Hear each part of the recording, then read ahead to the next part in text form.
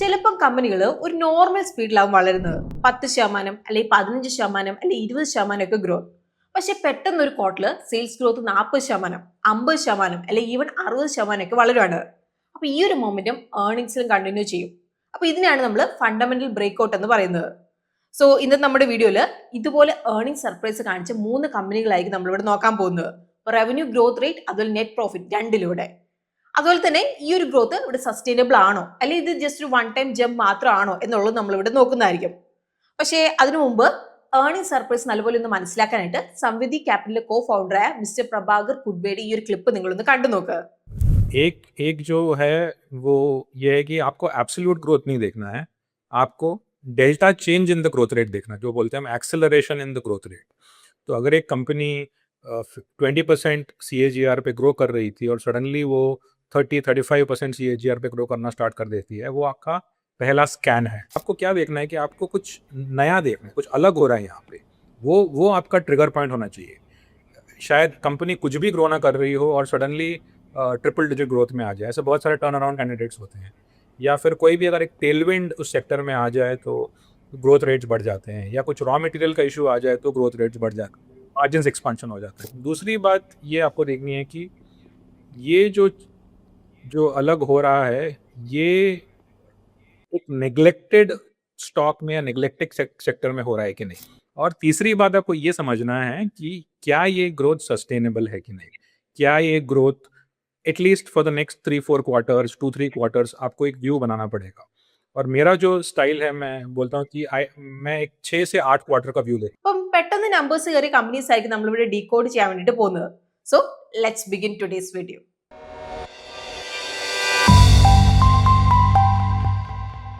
നമ്മുടെ first company വരുന്നത് NMDC ആണ്.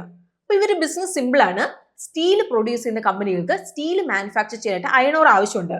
ഇപ്പൊ NMDC അവരുടെ മൈനുകളിൽ നിന്ന് അയൺ ഓർ എക്സ്ട്രാക്ട് ചെയ്ത് പ്രോസസ് ചെയ്തിട്ട് സ്റ്റീൽ കമ്പനികൾക്ക് ഇവിടെ സപ്ലൈ ചെയ്യും. ഇപ്പൊ സ്റ്റോക്ക് ഇപ്പം 2010 മുതലുള്ള അവരുടെ ലോങ് കൺസോളിഡേഷൻ റേഞ്ച് ഇവിടെ ബ്രേക്ക് ചെയ്തിട്ടുണ്ട്. എന്നാലും സ്റ്റോക്ക് ഇപ്പം അവർ ഓൾ ടൈം ഹൈ 146 നിന്നും വളരെ താഴെയാണ് ഇവിടെ ട്രേഡ് ചെയ്യുന്നത്. അപ്പൊ ഇതൊരു റിവേഴ്സൽ ബ്രേക്ക് ഔട്ട് ആയിട്ട് കാണാം. എന്നാലും ഹയർ ലെവലിൽ റെസിസ്റ്റൻസ് ഇവിടെ പോസിബിൾ ആണ്. അപ്പൊ ഇവിടെ ഒരു കാര്യം നിങ്ങൾ മനസ്സിലാക്കുക, ഇതൊരു ബയോസെൽ റെക്കമെൻഡേഷൻ അല്ല. ഇനി നമുക്ക് ഒരു ഏർണിംഗ് സർപ്രൈസ് നമ്പർ വെച്ച് നമുക്കൊന്ന് മനസ്സിലാക്കാം. അപ്പൊ കഴിഞ്ഞ 12 ക്വാർട്ടറിൽ കമ്പനിയുടെ സെയിൽസ് ഓൾമോസ്റ്റ് 5000 മുതൽ 7000 കോടി എന്ന റേഞ്ചിലായിരുന്നു. അപ്പോൾ ഗ്രോത്ത് ചില സമയത്ത് ഫ്ലാറ്റ് ആണ്, അതിൽ ചില സമയത്ത് നമ്മൾ നോക്കുകയാണെങ്കിൽ 20 മുതൽ 30% വരെ ഇവിടെ എത്തുന്നുണ്ട്. എന്നാൽ Q4 FY26 ഇവിടെ പിക്ചർ മാറി. അപ്പോൾ കമ്പനിയുടെ quarterly sales year over year ഏകദേശം 62% വളർന്ന് ഏകദേശം 11,300 കോടി എത്തി. ഇത് നമ്മൾ വേറൊരു രീതി പറയുകയാണെങ്കിൽ കമ്പനിയുടെ സെയിൽസ് ഗ്രോത്ത് അവരുടെ ഹിസ്റ്റോറിക്കൽ റേഞ്ച് ഇവിടെ മറികടന്നു പോയി. ഈ ഒരു സെയിം ട്രെൻഡ് ആനുവൽ ലെവലിൽ വിസിബിൾ ആണ്. ഇപ്പൊ 2025 ഫൈനാൻഷ്യലില് സെയിൽസ് ഏകദേശം 29,900 കോടി ആയിരുന്നത് 2026 ഫൈനാൻഷ്യലിൽ 32,000 കോടിയായിട്ട് കൂടി. അപ്പൊ ഇതാണ് മെയിൻ ഏർണിംഗ് സർപ്രൈസ്. ഇനി മാർജിനെ പറ്റി നമ്മൾ സംസാരിക്കുകയാണെങ്കിൽ ആനുവൽ ബേസിസിൽ അവർ വോളറ്റൈൽ ആയിട്ട് തന്നെ നിന്നു. അപ്പൊ ഇതിന്റെ റീസൺ സിമ്പിൾ ആണ്. NMDC സൈക്ലിക്കൽ ബിസിനസ്സിലാണ് പ്രവർത്തിക്കുന്നത്. അപ്പൊ ചിലപ്പം അയൺ ഓർ പ്രൈസ് സ്ട്രോങ് ആണ്, അതിൽ ചില സമയത്ത് പ്രഷറിലും ആണ്. അപ്പൊ നിലവിൽ ഇപ്പൊ നമ്മൾ നോക്കുകയാണെങ്കിൽ അവരുടെ മാർജിൻ ഹിസ്റ്റോറിക്കൽ റേഞ്ചിന് താഴെയായിട്ടാണ് ഇവിടെ നിൽക്കുന്നത്. സോ മുന്നോട്ടേക്ക് പോകുമ്പോൾ മാർജിൻ റിക്കവറി വരുവാണെങ്കിൽ അതൊരു ഇമ്പോർട്ടന്റ് ട്രിഗർ ആവാം ഇവിടെ. ഇവിടെ നമ്മൾ ജസ്റ്റ് സെയിൽസ് കൂടിയത് മാത്രം നോക്കിയാൽ പോരാ. ഇപ്പോൾ ഉള്ളൊരു മെയിൻ ചോദ്യം ഇതാണ്, ഈ ഒരു ഗ്രോത്ത് സസ്റ്റൈനബിൾ ആണോ അല്ലെങ്കിൽ ജസ്റ്റ് ഒരു ഷോർട്ട് ടേം സ്പൈക്ക് ആണോ എന്നുള്ളത്. അപ്പൊ നമുക്ക് ഈ ഒരു ടേൺ അറൗണ്ട് ഒന്ന് ഡീകോഡ് ചെയ്യാം. ഇപ്പൊ Q4 FY26 revenue growth strong ആയിരുന്നു. എന്നാൽ ഇവിടെ ശ്രദ്ധിക്കേണ്ട ഒരു കാര്യമുണ്ട്, ഇത്രയും അധികം കൂടിയതിന്റെ മെയിൻ കാരണം അയൺ ഓർ ബിസിനസ്സിനായിരുന്നില്ല. Q4 iron ore sales year over year 15% കൂടി. എന്നാൽ ബാക്കി സെയിൽസ് 610 കോടിയിൽ നിന്ന് 3893 കോടിയായിട്ട് കൂടി. മാനേജ്മെന്റ് ഇവിടെ വ്യക്തമായിട്ട് പറഞ്ഞത് ഈ ഒരു വലിയ ഗ്രോത്ത് മെയിൻ ആയിട്ട് NMDC സ്റ്റീലിനുള്ള HR കോയിൽ ട്രേഡിംഗ് കാരണമാണെന്നാണ്. അപ്പൊ നമ്മളിത് സിമ്പിൾ ആയിട്ട് പറഞ്ഞാൽ HR കോയിൽ എന്ന് പറഞ്ഞ ഒരു സ്റ്റീൽ പ്രൊഡക്റ്റ് ആണ്. അപ്പൊ NMDC സ്റ്റീലിന് ക്യാഷ് ഫ്ലോ സപ്പോർട്ട് ആവശ്യമായതുകൊണ്ട് NMDC താൽക്കാലികമായിട്ട് HR കോയിൽസ് വാങ്ങിയിട്ട് മാർക്കറ്റിൽ വിറ്റു. മാനേജ്മെന്റ് ഇവിടെ ക്ലിയർ ആയിട്ട് പറഞ്ഞിട്ടുണ്ട് ഇതൊരു വൺ ടൈം മെഷർ ആണെന്നുള്ള കാര്യം. അതായത് ഇതുപോലൊരു ട്രാൻസാക്ഷൻ Q1 നടന്നിട്ടില്ല. അപ്പൊ അതുകൊണ്ട് തന്നെ Q4 നമ്മൾ കണ്ട 62% റവന്യൂ ഗ്രോത്ത് ഭാവിയിലും കാണുമെന്ന് ഇവിടെ പ്രതീക്ഷിക്കരുത്. എന്നാൽ ഇതിന്റെ അർത്ഥം ടേൺ അറൗണ്ട് ഇവിടെ വീക്ക് ആണെന്നല്ല. ടേൺ അറൗണ്ട് സ്ട്രോങ് പാർട്ട് കമ്പനിയുടെ വോളിയം ഗ്രോത്ത് പ്ലാനിൽ വിസിബിൾ ആണ്. 2026 ഫൈനാൻഷ്യലിൽ NMDC 53 million tonne production cross ചെയ്തിട്ടുണ്ട്. അപ്പൊ മാനേജ്മെന്റ് 2027 ഫൈനാൻഷ്യലിന് വേണ്ടി 60 മില്യൺ ടൺസ് പ്രൊഡക്ഷൻ ടാർഗറ്റ് ആണ് ഗൈഡ് ചെയ്തേക്കുന്നത്. ലോങ് ടേം ടാർഗറ്റ് ഇതിലും കൂടുതൽ അഗ്രസീവ് ആണ്. ഈ ഒരു ഡെക്കേഡ് അവസാനിക്കും മുമ്പ്, അതായത് 2030ഓടെ company 100 million tonne production capacity നേടാനാണ് ലക്ഷ്യമിടുന്നത്. അപ്പൊ ഇതിനായിട്ട് 2027 ഫൈനാൻഷ്യലിൽ മാനേജ്മെന്റ് ഏകദേശം 6000 കോടിയുടെ കാപെക്സ് ഗൈഡൻസ് ആണ് ഇവിടെ നൽകിയിരിക്കുന്നത്. കൂടാതെ അടുത്ത 2-3 വർഷത്തിൽ ആനുവൽ കാപെക്സ് 7000 മുതൽ 10000 കോടി റേഞ്ചിൽ ഇവിടെ നിൽക്കും. അപ്പൊ ഇവിടെ അയണോർ കൂടാതെ കമ്പനി ഇന്ത്യയിലെ ഏക മെക്കനൈസ്ഡ് ഡയമണ്ട് മൈനും ഇവിടെ ഓപ്പറേറ്റ് ചെയ്യുന്നുണ്ട്. അതുപോലെ ഇപ്പം കമ്പനിയുടെ ഡൊമസ്റ്റിക് കോൾ മൈനിങ് രംഗത്തേക്കും കൂടി അവർ കയറിയിട്ടുണ്ട്. ഇനി നമുക്ക് കമ്പനിയുടെ കുറച്ച് മെയിൻ മെട്രിക്സ് നോക്കാം. അപ്പൊ കഴിഞ്ഞ 5 വർഷത്തിൽ കമ്പനിയുടെ ആവറേജ് 26% ആർഒയും അതുപോലെ ആവറേജ് 33% ആർഒസിയും നൽകിയിട്ടുണ്ട്. അപ്പൊ സൈക്ലിക്കൽ ബിസിനസ്സിൽ single year return ratio mislead ചെയ്യവിടെ. അപ്പൊ അതുകൊണ്ട് തന്നെ 5 ആവറേജ് ആണ് മിക്കപ്പോഴും ഇവിടെ കൂടുതൽ യൂസ്ഫുൾ. ഇനി നമുക്ക് ഇവരുടെ റിസ്ക് ഒഴിവാക്കാൻ വേണ്ടി കഴിയുന്ന ഒന്നല്ല. ഇവർ ചില വലിയ കസ്റ്റമേഴ്സ് ലൈക്ക് JSW അതുപോലെ AMNS ഓപ്ഷൻ വഴി അവരുടെ തന്നെ ക്യാപിറ്റോ അയണോർ മൈനുകൾ സ്വന്തമാക്കാണ്. അപ്പൊ ഇത് NMDCയുടെ ഫ്യൂച്ചർ വോളിയം ഡിമാൻഡിന് മെയിൻ റിസ്ക് ആവാം. സോ ഇവിടുത്തെ സിമ്പിൾ കൺക്ലൂഷൻ ഇതാണ്, Q4 sales jump partly temporary ആണ്. എന്നാൽ NMDCയുടെ വലിയ ടേൺ അറൌണ്ട് സ്റ്റോറി ഡിപ്പെൻഡ് ചെയ്യുന്ന വോളിയം ഗ്രോത്ത്, കപ്പാസിറ്റി എക്സ്പാൻഷൻ കൂടാതെ ഹയർ കാപെക്സ് ഇൻവെസ്റ്റ്മെന്റ് ബേസിലാണ്.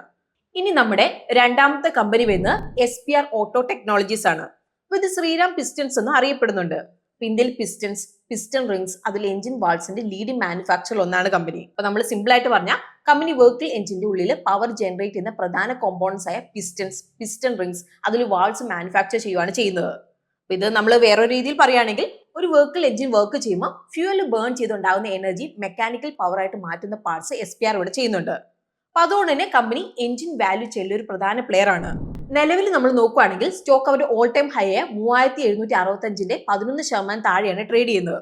ഇപ്പൊ ചാർട്ട് ഒരു ഇൻട്രസ്റ്റിംഗ് സെറ്റപ്പ് ഇവിടെ കാണിക്കുന്നുണ്ട്. ഇപ്പൊ പ്രീവിയസ് റെസിസ്റ്റൻസ് ഇപ്പോൾ സപ്പോർട്ട് ആയിട്ടാണ് ആക്ട് ചെയ്യുന്നത്. ഇപ്പം ഈ ഒരു സപ്പോർട്ട് ലെവലിന് താഴെയാണ് പ്രൈസ് ക്ലോസ് ചെയ്യുന്നതെങ്കിൽ സെറ്റപ്പ് ഇവിടെ ഇൻവാലിഡ് ആവും. ഇനി നമുക്ക് ഏർണിംഗ് സർപ്രൈസ് ഇവിടെ മനസ്സിലാക്കാം. അപ്പൊ കഴിഞ്ഞ കുറച്ച് ക്വാർട്ടറിൽ കമ്പനിയുടെ സെയിൽസ് ഗ്രോത്ത് മോസ്റ്റ്ലി 15 മുതൽ 20% റേഞ്ചിലാണ്. എന്നാൽ Q4 FY26 സെയിൽസ് ഗ്രോത്ത് പെട്ടെന്ന് ഇയർ ഓവർ ഇയർ 47% കൂടി. ആനുവൽ ലെവലിൽ നോക്കിയാലും FY26 കമ്പനിയുടെ സെയിൽസ് ഗ്രോത്ത് ഏകദേശം 25% ആയിരുന്നു. എന്നാൽ ഇവിടെ ഒരു കാര്യം ശ്രദ്ധിക്കാനുണ്ട്, Q4 കണ്ട വലിയ ഗ്രോത്ത് കമ്പനിയുടെ മെയിൻ സ്റ്റാൻഡലോൺ ബിസിനസ്സിൽ നിന്ന് മാത്രം വന്നതല്ല. അപ്പൊ ഇവിടെ സ്റ്റാൻഡലോൺ റവന്യൂ ഗ്രോത്ത് നമ്മൾ നോക്കുകയാണെങ്കിൽ 11% മാത്രമായിരുന്നു. എന്നാൽ കൺസോളിഡേറ്റഡ് റവന്യൂ ഗ്രോത്ത് ഏകദേശം ഇവിടെ 47% ആയിരുന്നു. അപ്പൊ ഇതിന്റെ അർത്ഥം കമ്പനിയുടെ സബ്സിഡറീസിൽ നിന്നുള്ള കോൺട്രിബ്യൂഷൻ വളരെ വലുതായിരുന്നു എന്നാണ്. പ്രത്യേകിച്ച് കമ്പനി 2026 ജാനുവരി തൊട്ട് ആൻഡിലോൺ ഗ്രൂപ്പിന്റെ 3 ഇന്ത്യൻ എൻറ്റിറ്റീസ് അക്വയർ ചെയ്തു. അപ്പൊ ഈ ഒരു അക്വിസിഷന്റെ ഇമ്പാക്ട് ആണ് Q4 നമ്പേഴ്സിൽ ഇവിടെ കണ്ടത്.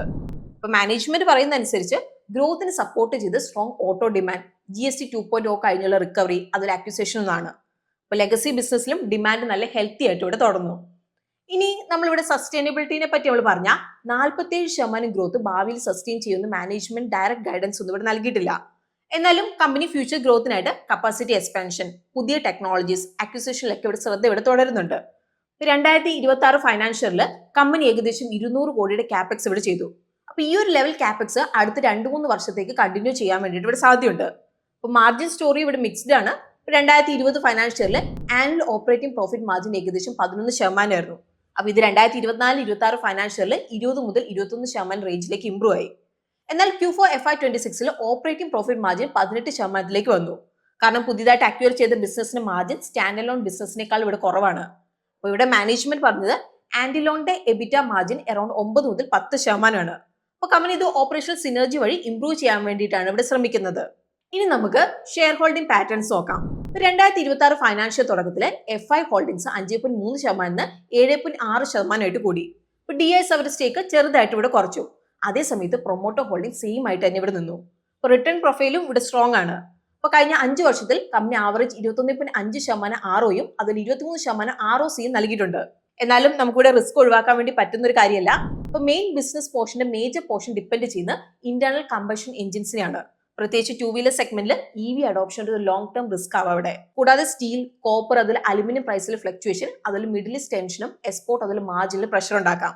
സോ ഇവിടുത്തെ ഫൈനൽ കൺക്ലൂഷൻ ഇതാണ്, Q4 സെയിൽസ് ഗ്രോത്ത് ആയിരുന്നു, എന്നാൽ അത് കൂടുതൽ അക്വിസിഷൻസ് കാരണമായിരുന്നു. അപ്പൊ അതുകൊണ്ട് തന്നെ അടുത്ത കുറച്ച് ക്വാർട്ടറിൽ ഗ്രോത്ത് എങ്ങനെ ഇവോൾവ് ചെയ്യുന്നുള്ളത് നമ്മളിവിടെ ശ്രദ്ധിക്കണം.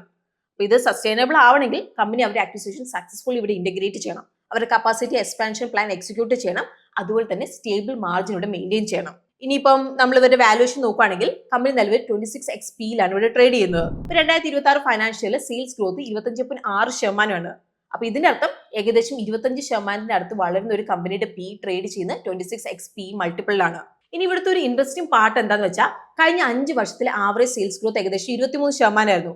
Q4 FY26 കണ്ട വോളിയം ഡ്രിവൺ ഗ്രോത്ത്, അക്വിസിഷൻ അതുപോലെ ക്യാപെക്സ് മൂവ്മെന്റ് വഴി തുടർന്നിട്ടുണ്ടെങ്കിൽ ഏർണിംഗ്സ് ഗ്രോത്തിന്റെ ഒപ്പം തന്നെ പി റീ റേറ്റിംഗ് ഇവിടെ പോസിബിൾ ആണ്.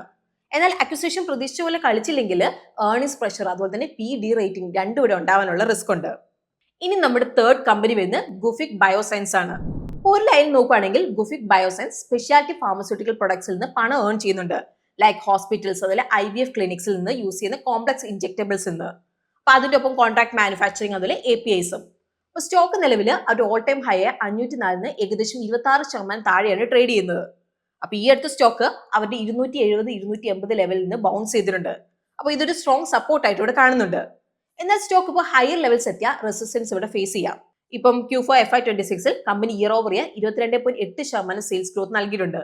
അപ്പൊ ഇതിന്റെ മെയിൻ കാരണം ഇൻഡോറിലുള്ള അവരുടെ പുതിയ മാനുഫാക്ചറിംഗ് ഫെസിലിറ്റി ഫുൾ സ്കെയിലിൽ പ്രവർത്തനം ആരംഭിച്ചതുകൊണ്ടാണ്. 2024 ഒക്ടോബർ തൊട്ട് പ്രവർത്തനത്തിലാണ്. ഇൻഡോർ പ്ലാന്റ് നമ്മുടെ ഇൻജെക്ടബിൾ മാനുഫാക്ചറിംഗ് കപ്പാസിറ്റി നല്ലപോലെ എക്സ്പാൻഡ് ചെയ്യുന്നുണ്ട്, ഏകദേശം 1.3x മുതൽ 1.5x വരെ. ഇനി മാർജിനെ പറ്റി നമ്മൾ സംസാരിക്കുമ്പോൾ ഓപ്പറേറ്റിംഗ് മാർജിൻ അതുപോലെ നെറ്റ് മാർജിൻ രണ്ടും Q4 ഇംപ്രൂവ് ആയി. അതിൽ 2024 ഫൈനാൻഷ്യലിന്റെ അടുത്തേക്ക് എത്തി. എന്നാൽ ആനുവൽ ബേസിസിൽ 2026 ഫൈനാൻഷ്യൽ മാർജിൻ കഴിഞ്ഞ 2 വർഷത്തേക്കാൾ ഇവിടെ കുറവാണ്. അപ്പൊ ഇതിന്റെ കാരണം പുതിയ ഇൻഡോർ പ്ലാന്റ് ആണ്. അപ്പൊ ഇവിടെ എംപ്ലോയി കോസ്റ്റ് അതുപോലെ അതർ എക്സ്പെൻസ് നോക്കുകയാണെങ്കിൽ ഈ അടുത്ത വർഷങ്ങളിൽ രണ്ടും കൂടിയിട്ടുണ്ട്. അപ്പൊ ഇതിന്റെ മെയിൻ കാരണം സാലറി കൂടിയതും ഫ്യൂവൽ കോസ്റ്റ് അതുപോലെ പ്ലാന്റ് ഓപ്പറേറ്റിംഗ് എക്സ്പെൻസ് തന്നെയാണ്. കാരണം പ്ലാന്റ് നിലവിൽ 30% യൂട്ടിലൈസേഷൻ ആണ് മാത്രമാണ് ഇവിടെ പ്രവർത്തിക്കുന്നത്. അപ്പൊ ഫിക്സഡ് കോസ്റ്റ് ഇതുവരെ ഫുൾ ആയിട്ട് അബ്സോർവ് ചെയ്തിട്ടില്ല. യൂട്ടിലൈസേഷൻ കൂടുമ്പോൾ മാർജിനിൽ ഈ ഒരു പ്രഷർ ഗ്രാജുവലി ഇവിടെ കുറയും. അതേസമയത്ത് നമ്മൾ ഇവിടെ നോക്കുകയാണെങ്കിൽ ഡെറ്റ് ഇക്വിറ്റി റേഷ്യോ ഏകദേശം 0.6x എത്തി. അപ്പൊ ഇതിന്റെ മെയിൻ കാരണം ഷോർട്ട് ടേം ബോറോയിങ്സ് കൂടിയതാണ്. അപ്പൊ ഇതിന്റെ ഒപ്പം കഴിഞ്ഞ 2 വർഷത്തിൽ ഇൻട്രസ്റ്റ് കവറേജ് റേഷ്യോ 7.8x നിന്ന് 3.3x ഇവിടെ ഇടിഞ്ഞു. അപ്പൊ ഇത് നമ്മൾ കൺസിസ്റ്റന്റ്ലി മോണിറ്റർ ചെയ്യണം. ഇവിടെ വർക്കിംഗ് ക്യാപിറ്റൽ സൈഡിൽ വിസിബിൾ പ്രഷർ ഉണ്ട്. ഇൻവെന്ററി ഡേയ്സ് കൂടിയത് കാരണം ക്യാഷ് കൺവേർഷൻ സൈക്കിൾ ഉയർന്നു തന്നെ ഇവിടെ നിൽക്കുവാണ്.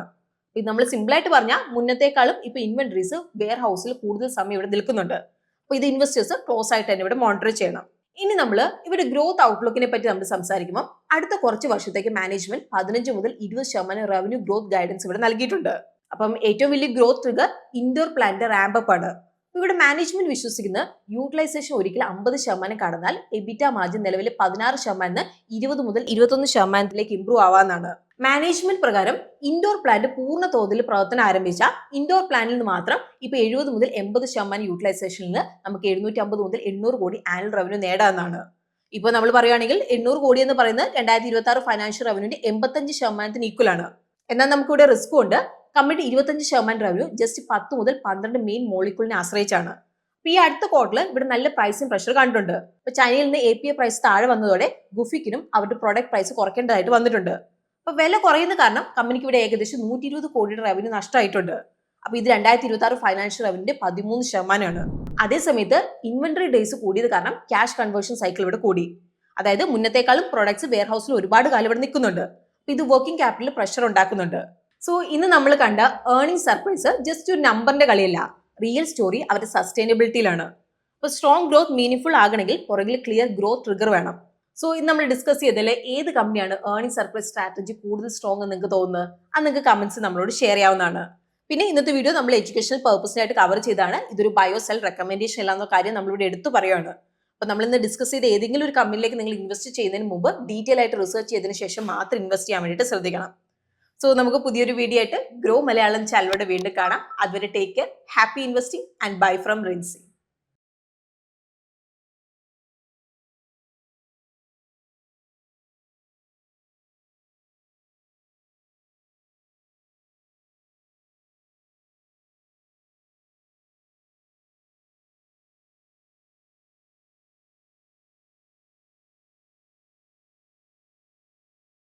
Investment in securities market are subject to market risks. Read all the related documents carefully before investing. Please read the risk disclosure documents carefully before investing in equity shares, derivatives, mutual fund, and or other instruments traded on the stock exchanges.